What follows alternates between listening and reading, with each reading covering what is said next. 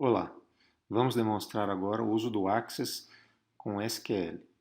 Vamos utilizar o mesmo banco de dados que nós já criamos na unidade anterior, no exemplo anterior. Criamos as tabelas bairros, municípios e estados. Tá? Para criar uma consulta e demonstrar o SQL, vamos aqui em criar, design da consulta. Repare que traz aqui uma janela contendo as tabelas disponíveis. Nós vamos selecionar inicialmente apenas a tabela de municípios e para adicionar. No Access, ele te permite fazer a consulta de modo gráfico ou utilizando o SQL. Vamos fazer inicialmente com o modo gráfico para vocês verem a diferença. Tá? Eu quero selecionar, por exemplo, o nome e o F de todos os municípios em ordem decrescente. Então, eu vou trazer o nome para cá, campo, nome da tabela municípios, o F da tabela municípios e a classificação por ordem crescente de nome. Então, seleciono aqui crescente de nome, desculpe, crescente. Basta clicar em executar, eu verei o resultado da consulta. Ordem, nome e o F ordenado por ordem crescente de nome. Se eu quiser ver essa mesma consulta 1 no formato SQL, é só vir aqui em modo de exibição, modo SQL. Vai nos mostrar aqui, select municípios.nome, municípios.f, from municípios, order by municípios.nome. Tá? Se a gente retornar para o design da consulta, voltar aqui no modo de exibição, tá? Modo de exibição, modo design, eu posso fazer, por exemplo, um critério. Por exemplo, eu quero selecionar apenas os municípios cuja UF é MG. Então, eu coloco aqui em critério, MG.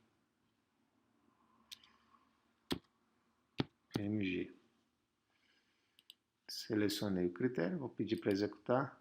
Então, ele trouxe apenas os municípios cuja UF é MG. Voltando ao modo de exibição, modo SQL, eu posso verificar aqui que ele acrescentou where municípios.f igual a mg. Eu posso alterar diretamente aqui no SQL. Então, vou alterar aqui agora, cujo o F seria SP. Mandar executar. Então, ele trouxe para mim apenas os municípios de SP. Eu posso voltar ao modo SQL e alterar, colocar alguma coisa diferente, por exemplo, desk aqui. Então, eu estou ordenando agora o município em ordem decrescente, tá? E vou colocar aqui, voltar para MG.